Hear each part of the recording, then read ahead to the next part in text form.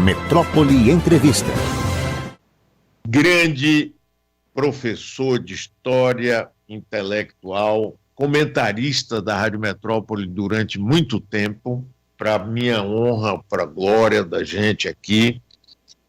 Eu vou conversar diretamente com essa figura que tem um YouTube aí com já mais 500 mil de assinantes, Marco Antônio Villa, professor. Que bom te ver, rapaz, com essa fisionomia cada dia mais jovem, bem cuidado, que coisa boa, alegre, com toda essa confusão. Marco Antônio, que prazer receber você aqui em minha casa e ser recebido na sua.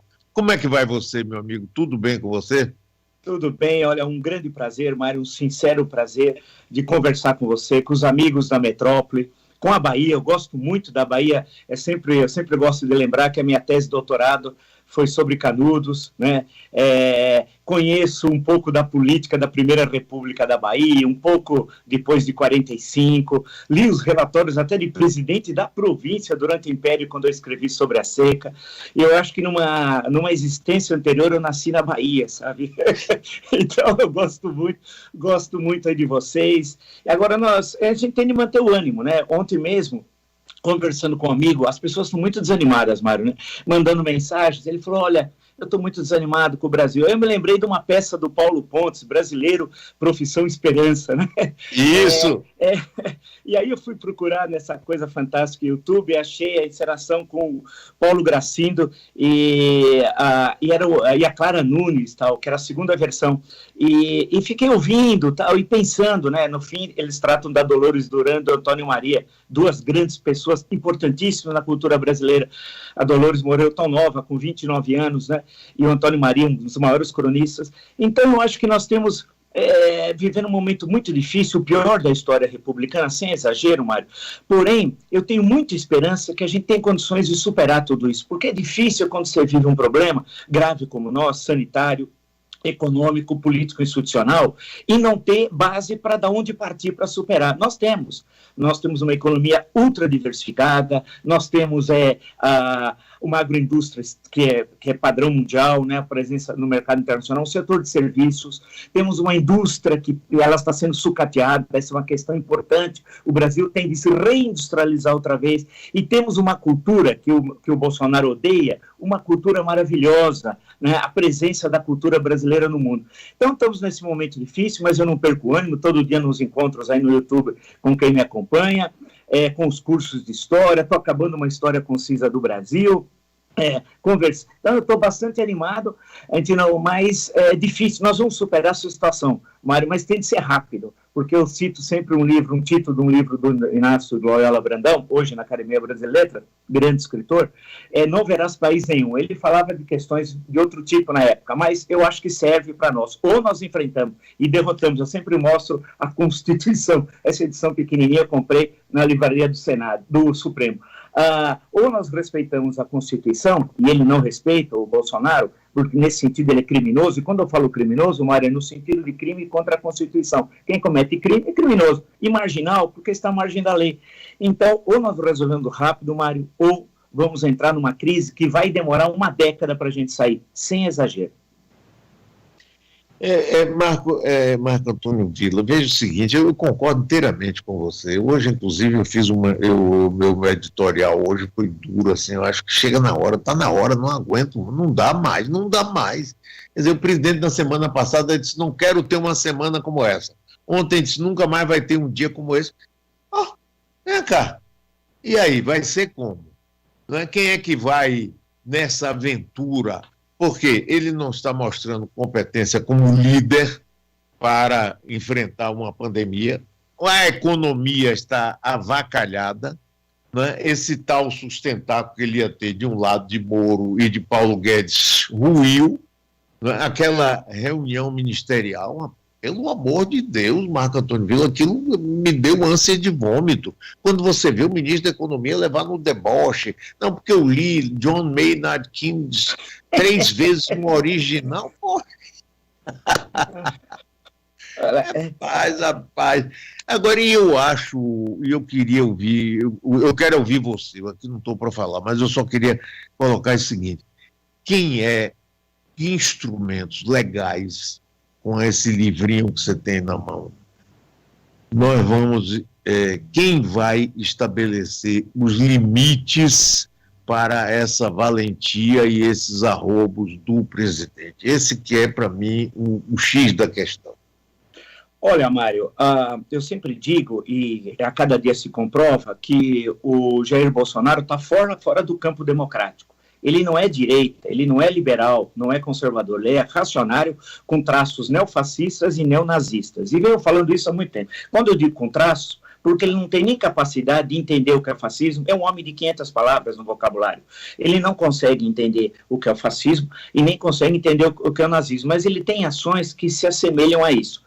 Ele organizou um governo, e essa reunião de 22 de abril que você falou, é uma reunião de cafajestes. São cafajestes com o Cafajeste Mor, que era o presidente da República. Foram 34 palavrões, vamos lembrar, 34 palavrões ditos nessa reunião. Quando eu digo que ele não é de direita, e vocês na Bahia, melhor do que eu sabem, a UDN, União Democrática Nacional, era um partido de direita. Vamos lembrar o secretariado do Otávio Mangabeira, 1947. Otávio Mangabeira eleito governador.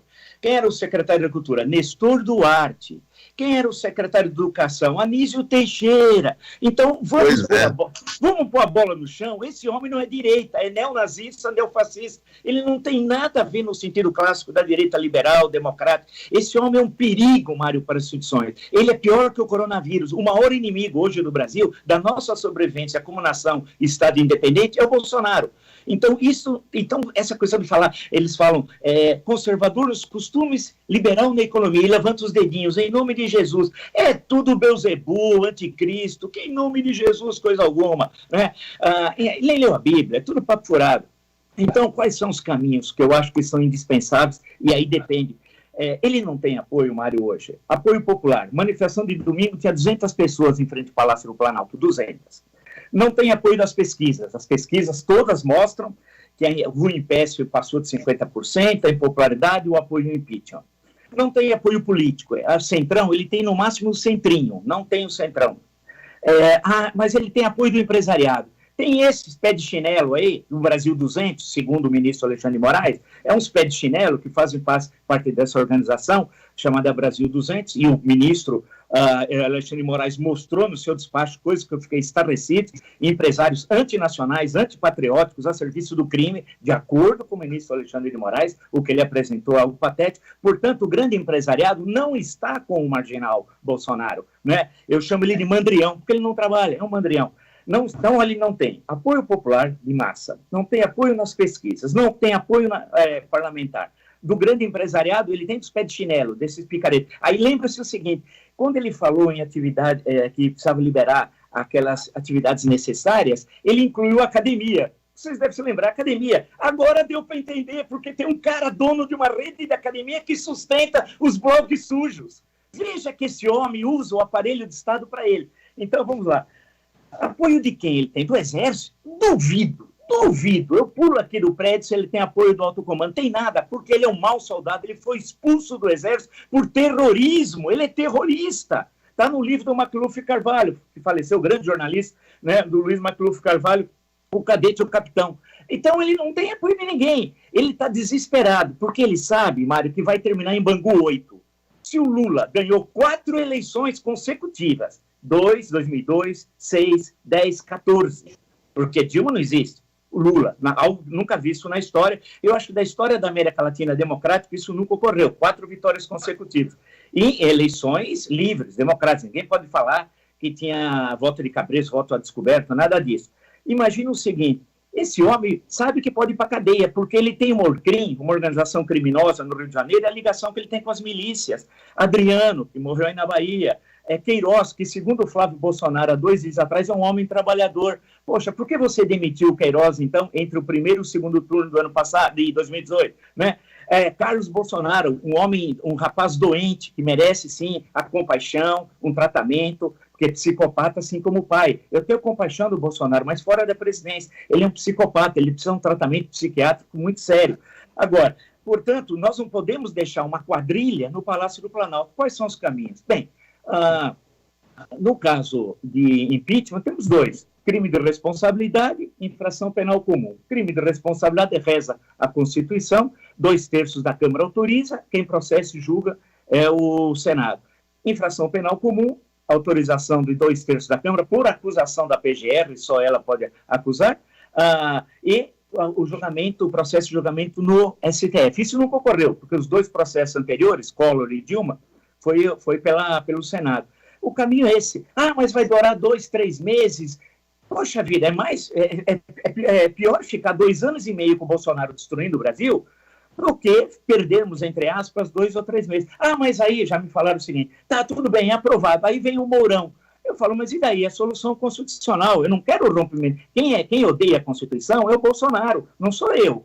Se a Constituição diz, em caso de vacância ou impedimento do presidente, quem assume é o vice. Então assume o senhor Mourão. Mas pode ser, Mário, também, que tem 2 processos no TSE, no Tribunal Superior Eleitoral, sobre a eleição de 18. Aí o que reza a Constituição? Se anular a eleição no primeiro biênio presidencial, 90 dias depois, eleição direta. Se for no segundo biênio, quem elege é o parlamento. É o que está na Constituição. Quem vota? 513 deputados federais e os 81 deputados estaduais. É isso que reza a Constituição. Então, o caminho, enquanto ele tem a arma, o rifle, o fuzil, ameaça as instituições, coloca em risco o Brasil, a minha arma, falo entre aspas, é a Constituição. É o livrinho que dizia o Marechal Dutra, que andava com a Constituição de 46 no bolso. Né? É isso.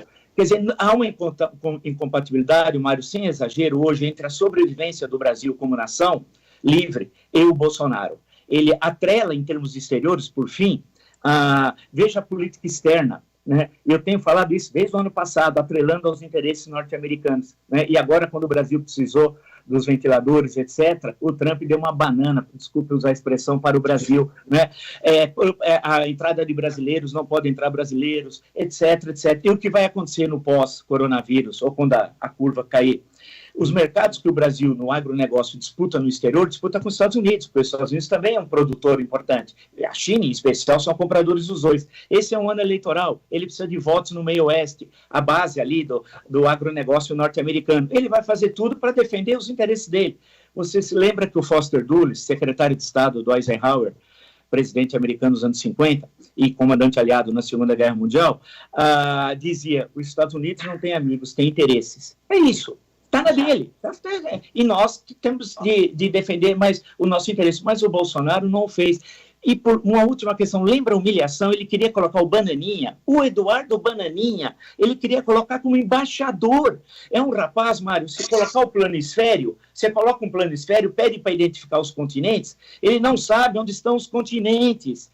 Esse homem, ele não sabia que era o Kissinger. Aí ele perguntou para o assessor: quem é esse tal de Kissinger que me perguntaram? Então ele queria humilhar o Brasil. Então é uma quadrilha que está no poder, o chefe da quadrilha é um marginal, tem nome, Jair Bolsonaro, e merece o impeachment já, imediato. Aí, mas não pode ir para as ruas, tem crise sanitária, é verdade. Não pode ir para locais fechados, crise sanitária, é verdade. Mas há instrumentos, ou no Supremo, ou no Congresso, para se mobilizar. Especialmente no Senado, que teve uma renovação boa dos 2/3 na última eleição, eu estou sentindo muito silêncio naquele grupo Muda Senado, Muda Brasil e tal, né?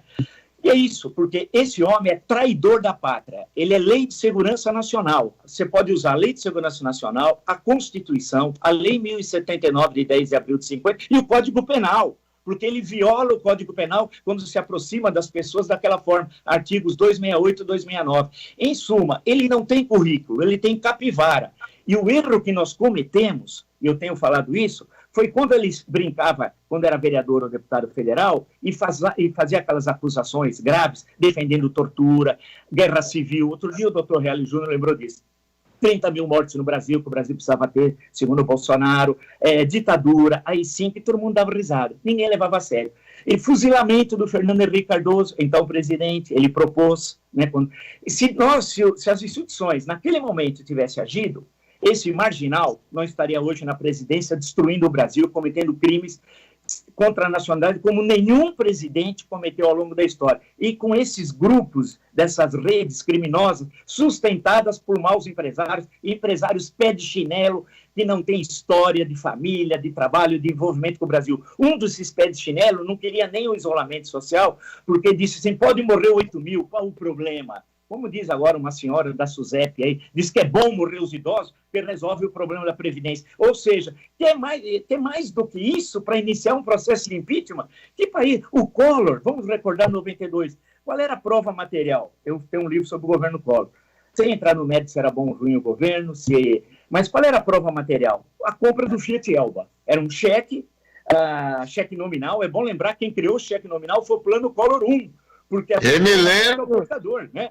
E aí pegaram a conta fantasma, essa era a prova material. Com a Dilma, qual era a prova material? As pedaladas fiscais. Bem, ele tem N provas, você faz uma pilha de provas contra o marginal Bolsonaro, né?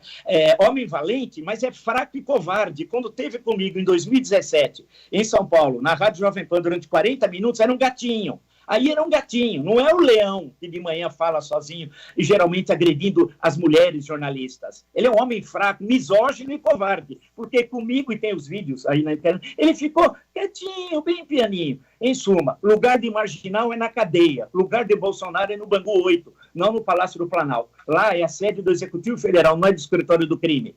Os amigos dele lá do Escritório do Crime. E a gente tem que falar isso com responsabilidade, e eu tenho, Mário, porque o número de relações que eles têm com o crime organizado, né, com esses nazistas, né, que estão no governo. Tem nazista no governo. Vamos lembrar o rapaz da cultura que, ao som de Wagner, fez um discurso de Goebbels.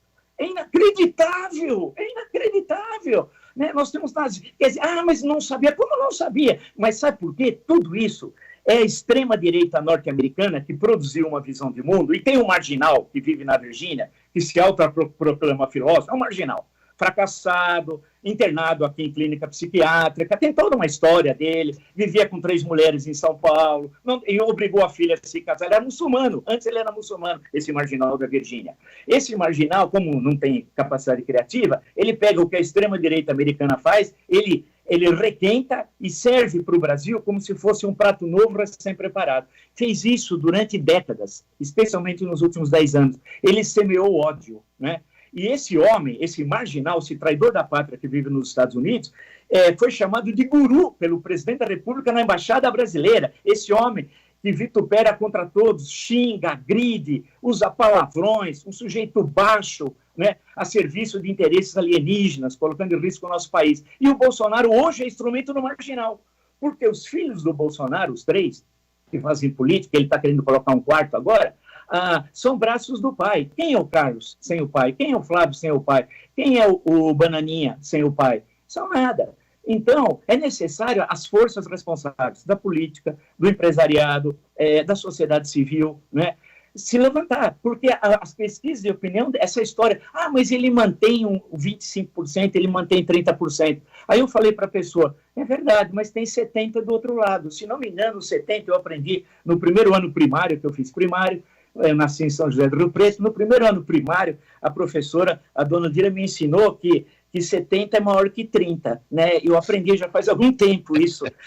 Então, as pessoas, eles querem justificar não entrar na luta. Para não entrar na luta, você fala, ele mantém seu apoio, mas é ultraminoritário. Mas as Forças Armadas, que Forças Armadas? Ele é considerado um mau soldado, um homem que saiu quase que expulso, porque na hora que ele pede para ir para a reserva, condenado por terrorismo, além do que tinha sido preso por desobediência e quebra de hierarquia. Portanto, como eu digo sempre, um francês, parodiando um francês, ele dizia assim como o hábito não faz o monge, a crise não faz o impeachment. Porque se nós mantivermos a falta de estabilidade política, não vai ter 1 centavo de investimento estrangeiro no Brasil. Hoje o Brasil é um estado pária, Mário, um estado pária. Ninguém quer saber do Brasil. No dia 8 de maio, o dia da vitória, agora, 75 anos da vitória contra o nazifascismo, o Ernesto Araújo, que eu prefiro chamá-lo de Beato Salu, lá do Roque Santeiro, é o Beato Salu. É o Beato Salu. É o Beato Salu. O Beato Salu foi discursar na teleconferência da ONU e atacou a ONU. porque o marginal da Virgínia, com as ideias da extrema-direita, que fala isso, ou seja, lá o Beato Saluno, ele estava falando em nome da República Federativa do Brasil. Então, nós não temos a presença na ONU, na OMS, não vai sair o acordo União Europeia-Mercosul, pode garantir, eu tenho falado todo dia, há meses, porque precisa da aprovação do Parlamento Europeu e 27 parlamentos nacionais. Hoje o Bolsonaro é representante do lixo, do que há de pior na história política brasileira. Um neofascista, um neonazista, isso não passa. Não, a China vai retalhar, pode marcar, porque a China pode comprar, ao invés de comprar do Brasil, pode comprar da Argentina e alguma coisa da Índia, na parte de açúcar, álcool, tal da Índia. Grãos e carne, compra da Argentina, o resto com os Estados Unidos, e segue a vida. E o Biden vai ganhar a eleição ainda, pode registrar lá em novembro. Então, nós estamos isolados internacionalmente, nós somos hoje um Estado pária, parece a África do Sul na época do Apartheid, Mário, quando ninguém queria saber do Brasil. Então, estamos vivendo uma situação terrível, externa e interna, precisamos de uma solução constitucional rápida, e quanto mais cedo nós encontrarmos essa solução, melhor para todos nós. Caso contrário, teremos uma década, a próxima década, que é a de 20, essa agora está terminando em 1920, a década de 2020, que nós tivemos nessa década um crescimento médio do PIB de 1,9, é uma vergonha. Nós temos que tirar esse homem e ter um programa econômico. Nós temos jovens que nunca vão entrar no mercado de trabalho, Mário. Idosos, gente com mais de 50 anos, 40, já expulsos do mercado. A formalização, nós teremos a maior taxa de desemprego da história, milhares de empresas quebrando, caos social, é isso. Agora, eu estava lendo um italiano, Giuliano da Empoli, tem um livro dele chamado Engenheiro do Caos, cita até o Brasil, saiu há pouco tempo, há poucos meses, e ele diz que esse tipo de liderança que tem no mundo e tem no Brasil, vive do conflito, não consegue viver do diálogo democrático. Então, é todo dia, como você lembrou, a gente não para, é manhã e noite, e não para. Então, o Brasil não aguenta, precisamos de estabilidade política, atrair capital internacional para o Brasil, no momento que o mundo inteiro vai querer os capitais ficar no centro do sistema capitalista, né? É natural. Vai ter protecionismo comercial, pode garantir, vai ter muito protecionismo no mundo pós-coronavírus. Então, nós precisamos ter estabilidade, programa econômico, tirar o Paulo Guedes, que o Paulo Guedes é um falastrão. Ele nunca escreveu um livro. Paulo Guedes é um dos maiores enganadores que está na história brasileira. Eu sempre disse isso, dia muito. Um homem que optou a voltar da Universidade de Chicago com bolsa pago pela CAPES, né? E vamos lembrar que a CAPES deve muito ao Anísio Teixeira e o segundo governo Vargas, quando foi criada a CAPES. Vamos lembrar aí o CNPq, a Petrobras, o Banco Nacional do Desenvolvimento Econômico, o Banco do Nordeste, foi tudo desse período, não vamos deixar isso de lado. Aí ele voltou ao Brasil, optou para o Chile do Pinochet, Mário. Ele disse que não tinha espaço na Universidade Brasileira. Quem opta para ir para a ditadura, porque dá para entender o que é. Em suma, precisamos de política econômica, um outro presidente, nos recolocar no mundo. O Itamaraty tem brilhantes embaixadores, quadros fantásticos. O Itamaraty sempre foi um exemplo para o mundo, né? Então, nós temos, por isso que eu falo, temos a crise, é gravíssima, mas nós podemos sair. Nós temos condições, né? Temos gente inventiva, um grande mercado interno, precisamos melhorar a distribuição de renda, né? O coronavírus mostrou como nós precisamos melhorar o SUS. O SUS é o maior sistema do mundo, né? Sistema público, ele precisa de mais dinheiro e melhorar a qualidade, mas para isso precisa dinheiro do Estado. A economia precisa andar, porque de onde vai vir dinheiro? Nós não somos os Estados Unidos que aperta o botão e a maquininha gira dólares. Aqui não. Então, precisamos de gente. Você vê, por fim, essa reunião de 22 de abril que você citou, em momento algum foi falado do coronavírus, um projeto para o país. Não, era xingamentos daqui e de lá, né? Parecia reunião de botequim, já depois da 30ª cerveja, né? Todo mundo bêbado. Então, e ele mostrou que ele é um cafajeste, né? Acompanhado de outros cafajestes. Infelizmente, isso é triste. Mas nós vamos superar. Eu acho que a gente precisa ter essa sacudida e aprender que voto custa também. O voto de 2018, não no segundo, no primeiro turno, né? Porque no segundo a justificativa eu já sei quem que é, qual é. Não queremos o PT. Eu entendo, o PT fez coisas terríveis. Mas no primeiro turno, nós tínhamos, no mínimo, Mário, você podia escolher 5 candidatos, boas pessoas. Verdade, claro. No mínimo. E foram escolher o Bolsonaro. Quer dizer, agora vamos ver o que vai dar, né? Eu estou conversando com o professor Marco Antônio Villa. Vila, me diga o seguinte, o que é que você acha que passa na cabeça do presidente quando ele faz o que fez ontem de manhã lá naquele quadrado da insensatez, não é? Que ele contou ali? A gaiola da insensatez. Ele chega e diz, ameaça, quer dizer, ele fica querendo meter medo na gente. Eu digo, cá, eu não vou me acoelhar, eu não vou me rebaixar, eu não vou ficar com medo dele. Ele é que deve ter medo do povo, ele é que deve ter medo da reação. Mas o que é que passa na cabeça de uma pessoa como essa, que depois de tanto desastre na pandemia, na economia, em tudo, ele acha que chega e pode dizer não vai ter mais nenhum dia como esse, tem ordens que não vão ser obedecidas. O que é isso, Vila? Ele demonstra, mais uma vez, seu desprezo para com a Constituição e o Estado Democrático de Direito. Quando ele diz que não vai cumprir ordens absurdas, a expressão dele, ele está violando as decisões, ou futuras decisões, do Supremo Tribunal Federal e da Justiça em geral. Em suma, ele está estimulando a desobediência, cometendo crime. A Lei de Segurança Nacional de 1993 trata disso e a Constituição também trata disso. Portanto, naquele momento, ele deveria receber a ordem de prisão. Se fosse aqui um país que tivesse uma sociedade civil mais dura na defesa das liberdades e democracia, ele tinha de receber a ordem de prisão. Assim como o seu filho, o Bananinha, né, disse assim, não é se vai ocorrer a quebra da ruptura, mas quando é que vai ocorrer? Quem é o Bananinha? O Bananinha nunca trabalhou na vida. O pessoal, esse Bananinha falsificou que morava em São Paulo e foi eleito deputado federal por aqui, sem morar em São Paulo. Ele é um falsificador, esse homem é para estar na cadeia, o Bananinha, né? Junto com os dois irmãos e o pai, aí forma até um grupo legal na cela. Então, esse homem, quando ele diz, tem sempre as polianas, Mário, não é que ele tem um problema de azia, refluxo, eu também tenho refluxo.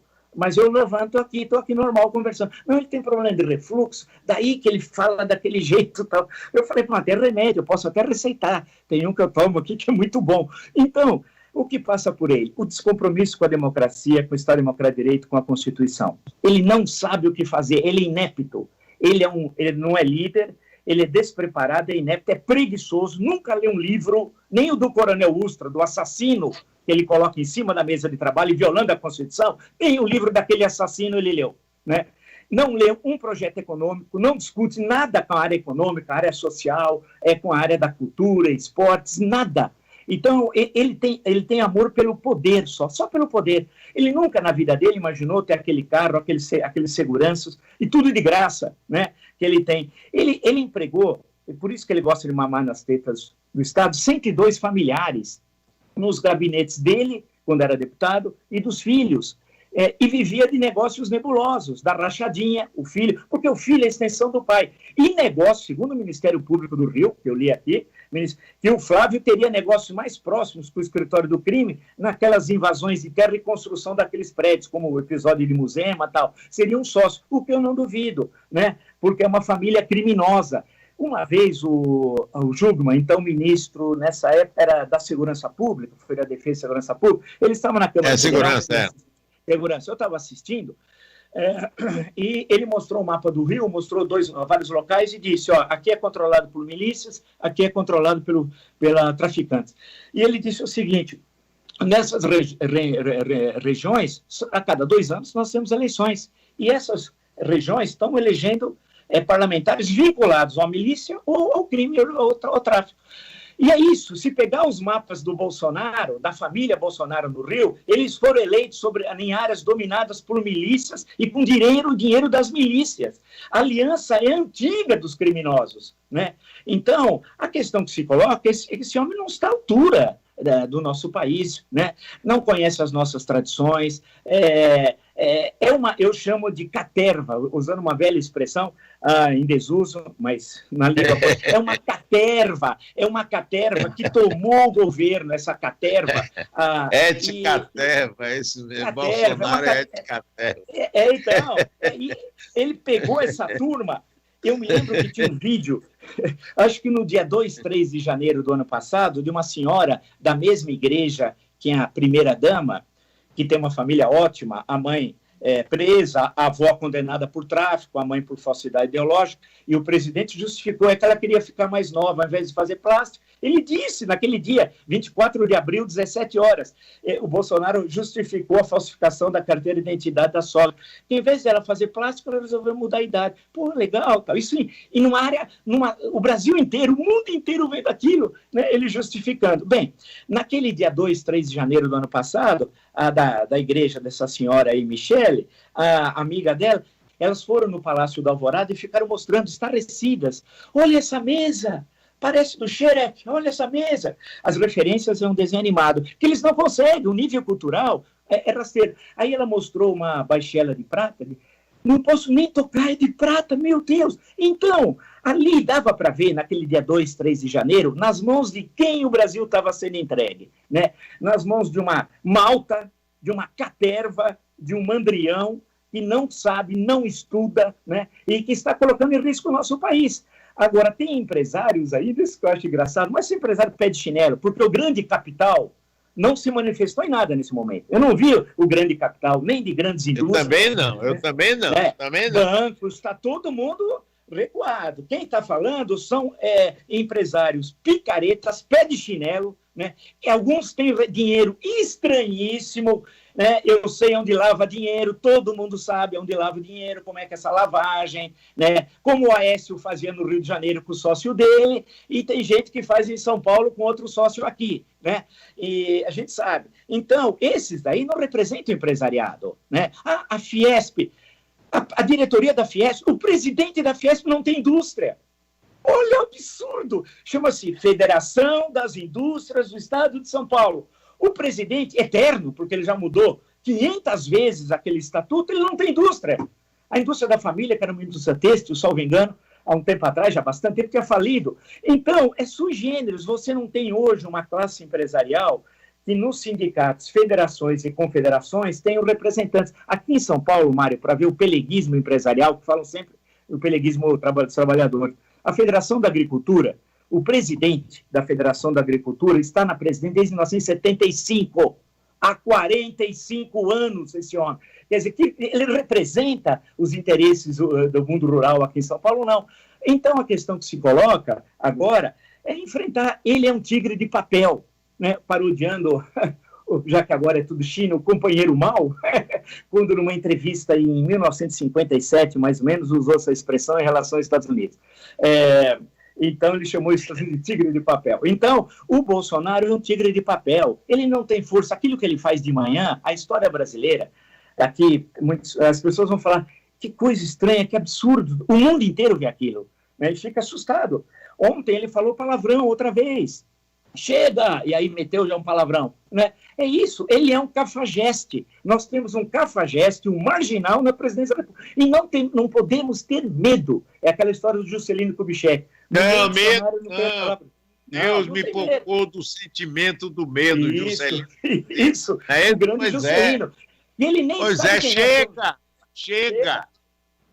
Agora, Vila, me diga uma coisa, você viu o Weintraub, que é uma excrescência, eu nunca vi um sujeito tão desqualificado, aliás, tem vários aí, comparar essa ação do tribunal com a Noite dos Cristais, em que os judeus foram atacados em 9 de novembro de 1938, começou aquela coisa terrível, e o sobrenome dele é de judeu, eu não sei se ele é judeu ou não, mas vai entrar de família. Você sabe que eu sou judeu.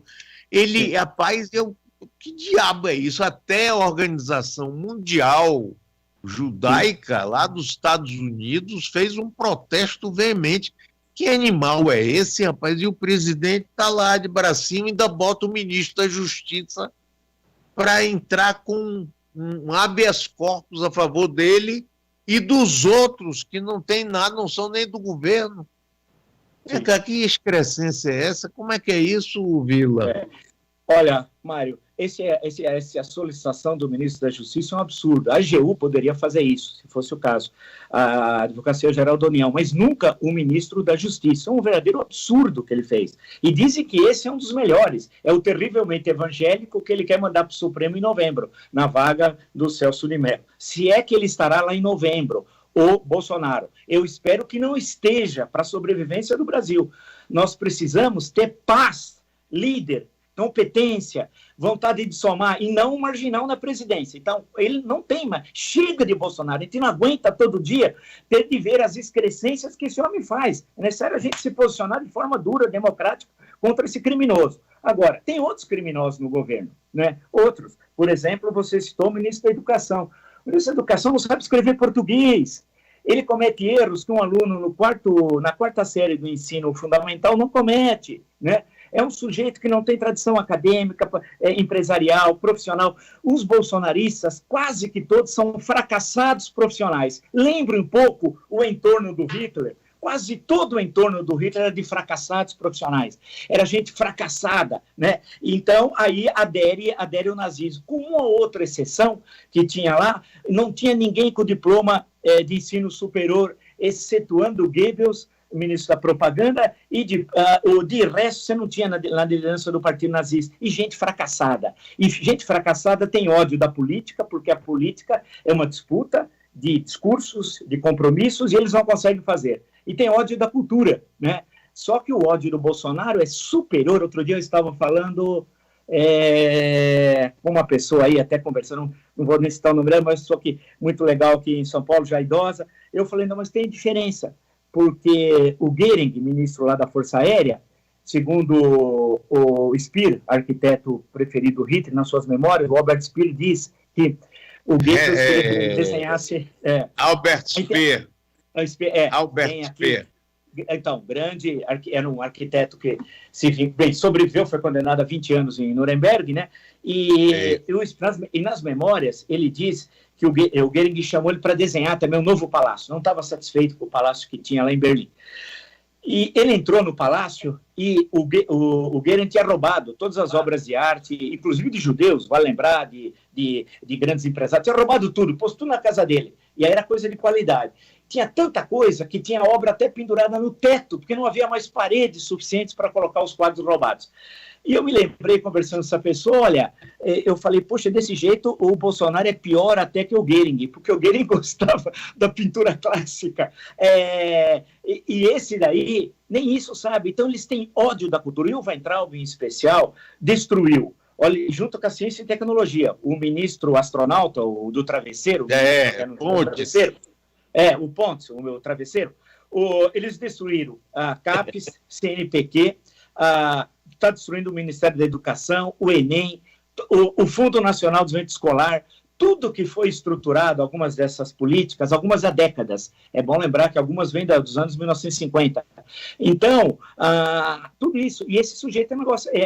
A fala dele na reunião de 22 de abril mostra quem é ele, né? Ele é um sujeito que entrou, precisava investigar, e aí, como é que ele entrou na Universidade Federal de São Paulo, no campus de Osasco, num departamento, salvo engano, de contabilidade, do qual o irmão seria o chefe. Isso precisa tudo investigar, ver o que é verdade ou não. Um concurso muito estranho que teve lá. Ele tem uma péssima formação, fracassado profissional, né? Não consegue debater com ninguém, faz vídeos escatológicos, né? Os vídeos que ele apresenta, e o sujeito está decidindo a educação. E foi indicado pelo Marginal da Virgínia. E antes tinha um colombiano que não falava português. Então, falava uma língua aparentada ao português. Então, indicado pelo Marginal da Virgínia, que nunca tinha visto o colombiano. E eu não tenho nada, muito pelo contrário, contra os colombianos, né?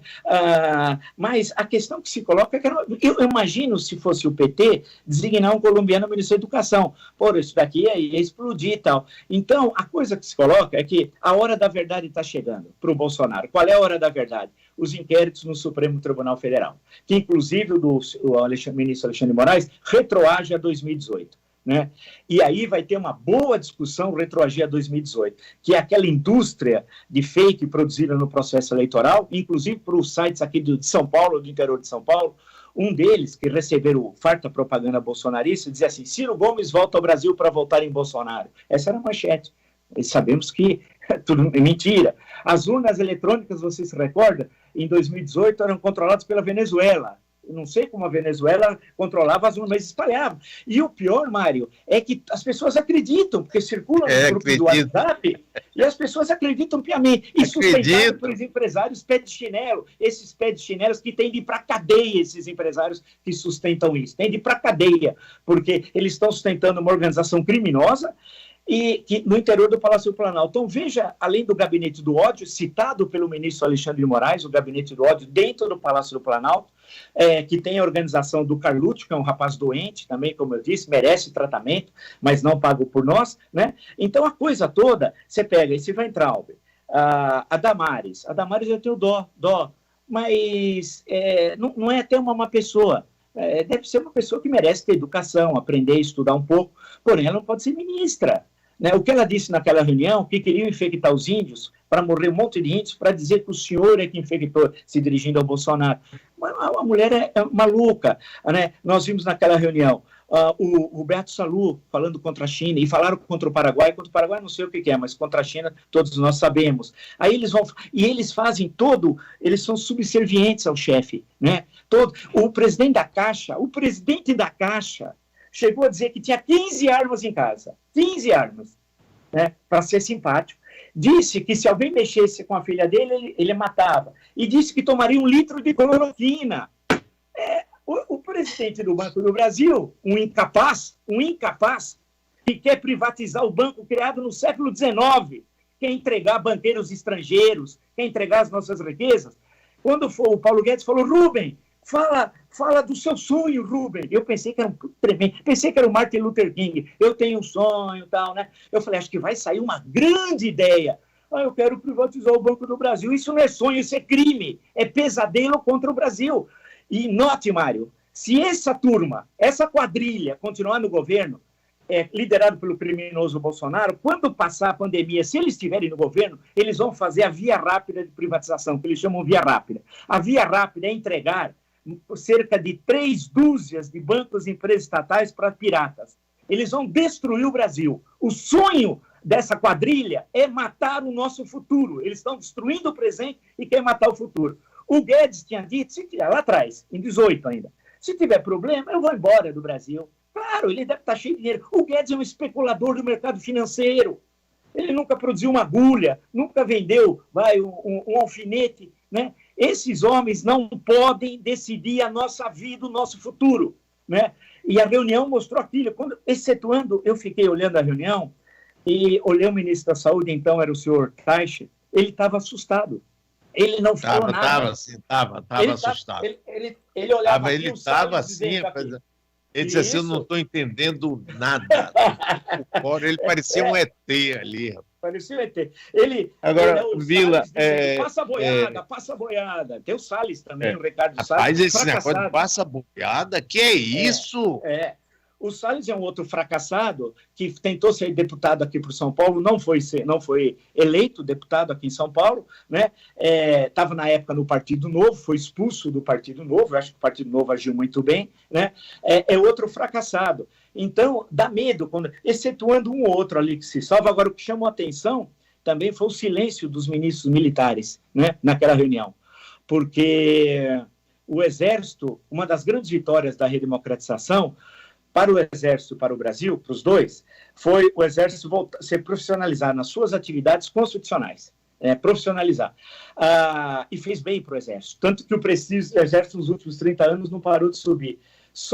E foi bom para o Brasil, ficar longe de golpe militar. Só que ele trouxe o fracassado Bolsonaro, que é um mau soldado, trouxe o Exército para a cena política. E isso vai ser ruim, porque vai ruir o governo Bolsonaro e vai para o bem do Brasil, né? E o Exército vai sair, especialmente das 3 forças que está mais presente, vai sair muito chamuscado, porque o Ministério da Saúde hoje é um quartel, né? Tem lá, deve ter hoje em torno de 3 dúzias ou 4 dúzias de militares, a começar pelo ministro interino, que não entende nada de saúde pública, né? Então, é uma situação complicada. Eles ameaçam o artigo 142 e não leram, porque eu estava conversando, eu fiz uma entrevista com o Dr. Luiz Roberto Barroso, ministro Barroso. O capítulo do artigo 102 da Constituição diz que quem é o guardião da Constituição é o Supremo. Se for alguém invocar o artigo 142, tem de passar pelo Supremo para ver se a lei e a ordem que é disposto no caput se aplica para aquele momento histórico. E quem autoriza é o Pleno do Supremo. Portanto, não existe isso. E nem poder moderador. Eles têm uma mania de falar poder. Inclusive o Bananinha, deixa eu até pegar aqui, só para o Bananinha, quer dizer, o Bananinha, que não sabe nada, é um sujeito... bem, o Bananinha, ele fala, olha, ele fala em poder moderador, ele ouviu alguém falar. Eu gostaria de lembrar aos que nos acompanham, Mário, o poder moderador é uma coisa pavorosa da Constituição de 1824, que a Constituição é outorgada, imposta à força pelo Dom Pedro, que fechou a Constituinte de 23, e perseguiu, baniu seis brasileiros, né? E perseguiu a imprensa, etc, etc, etc. O artigo 99 do poder moderador diz: a pessoa do imperador é inviolável e sagrada, ele não está sujeito a responsabilidade alguma. Isso daqui é um horror! Quer dizer, o imperador podia fazer qualquer coisa, pois ele não está sujeito a responsabilidade alguma, ele é inviolável e sagrado a sua figura. Então, precisa acabar com essa história de poder moderador, tá? Só que um horror jurídico e tal. Então, nós estamos vivendo nisso, né? Num presidente que tem obsessões. Lembra do grafeno? Ele esqueceu o grafeno. Ele vinha aqui em São Paulo, falava do grafeno. Depois o nióbio. Teve a obsessão pelo nióbio. Por isso que ele é psicopata, né? Ele tem as obsessões. Depois cloroquina. Não fala mais da cloroquina. Esqueceu. Então, é isso. E nós temos, a pandemia continua, em 4 dígitos de mortos por dia, né? Nós vamos ser carimbados como um país de infectados, em viagens internacionais. Eu já cantei essa bola há mais de 1 mês e meio, tanto de empresários ou pessoas físicas, se forem viajar, vai dar problema, país infectado. E as nossas exportações. O Trump disse, há 1 mês atrás, que é um criminoso, o Trump também, disse, numa semana, 3 vezes, que estava preocupado com o Brasil, porque ele quer carimbar no Brasil, nas nossas exportações, de país infectado, né? E eles é que tem o maior número de infectados e de mortos, e quer carimbar ele. E nós, né, ao invés do Bolsonaro ser um patriota, e ele é um traidor da pátria, é um traidor, é o Joaquim Silvério dos Reis do século XXI, ele deveria vir a público e responder ao presidente americano. Falar, alto lá, o maior número de contaminados é aí, o maior número de mortos é aí.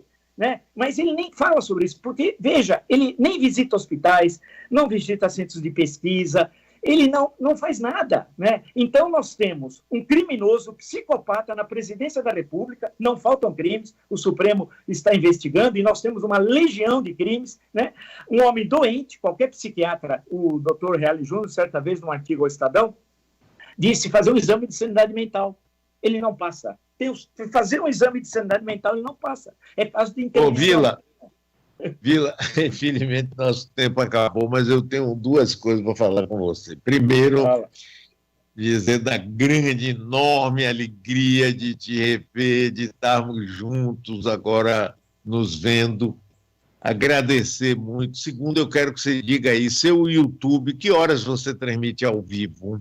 Olha, geralmente é 18h30, 19 horas, mais ou menos. No YouTube é blog do Vila, Marco Antônio Vila, né? Algumas vezes eu entro um pouco atrasado, porque eu espero um pouco a última do Bolsonaro, porque antigamente será o Benedito, agora será o Bolsonaro, né? Então eu sempre espero a última. E tem também no meu www.cursosdovila.com.br os cursos de história que eu estou produzindo. O primeiro vai falar a história da ditadura militar no Brasil. Já tem um segundo que vai entrar agora daqui 1 semana. Então nós estamos trabalhando bastante aí, então, e aproveitando dessa coisa que vocês estão fazendo também tão bem, que é a internet, é o YouTube, essas novas tecnologias, né, que estão revolucionando o mundo, e nós queremos que elas revolucionem para o bem, né, e não para o mal. Outra coisa é a seguinte, rapaz, eu descobri, você falou de Canudos, né, que você fez sua tese. Doutorado. Eu descobri, você sabe, não sei se você sabe, meu pai é húngaro, né, já faleceu. Eu descobri, rapaz, um livro interessantíssimo sobre Canudos, escrito por Sándor Márai. Você conhece esse livro? Conheço. E eu fiquei pensando, por que ele foi, quer dizer, a força de Canudos, né? Como é que mas deixou... É uma coisa incrível, porque Canudos é universal, né? Daí que uma vez, faz tempo que eu não vou lá, a última vez eu estive na cidade em 2006, entre o primeiro e o segundo turno, inclusive. A força desse nome, até comercial, né? Eles estavam na época planteando a banana tal, e estavam vendendo bananada, essas coisas. O nome Canudos, não sei, parece que não deu certo. Mas como esse nome é forte internacionalmente, porque Canudos tem um significado na história do Brasil, do Brasil republicano não conseguir conviver com as diferenças e querer impor à força, né, as suas leis. Né? E no caso de Canudos, que foi criado, tudo indica, em junho de 1893, já havia uma antiga fazenda ali e tal, tem uma documentação interessante, e depois destruída pela República em 1897, né? A força de tudo aquilo é uma coisa importante, uma coisa bonita. O Mário Vargas Llosa escreveu A Guerra do Fim do Mundo, também como referência os sertões, e aí eu convido a todos da Bahia que se possam ir a Canudos, tem um parque histórico muito legal, o pessoal da UNEB, da Universidade do Estado da Bahia, faz um excelente trabalho no Centro de Estudos Euclides da Cunha, o Luiz Paulo, que faz muito tempo que eu não vejo, mas que ficou muitos anos, acho que ainda continua, responsável lá pelo Parque Histórico, que é um trabalho muito legal, né? E esse trabalho de preservação da memória e de lembrança, que é um momento triste da história do Brasil no final do século XIX, dessa comunidade que foi destruída a ferro e fogo pelo Estado republicano. Valeu, Marco Antônio. Olha, eu peço que você me permita a gente conversar outras vezes, viu? Claro, foi ótimo. Claro, vamos sim. Um grande abraço e bom ver você assim, rapaz, firme, forte e com a fisionomia ótima. Força, meu amigo, um abração para você e muito obrigado. Foi ótimo, Marco.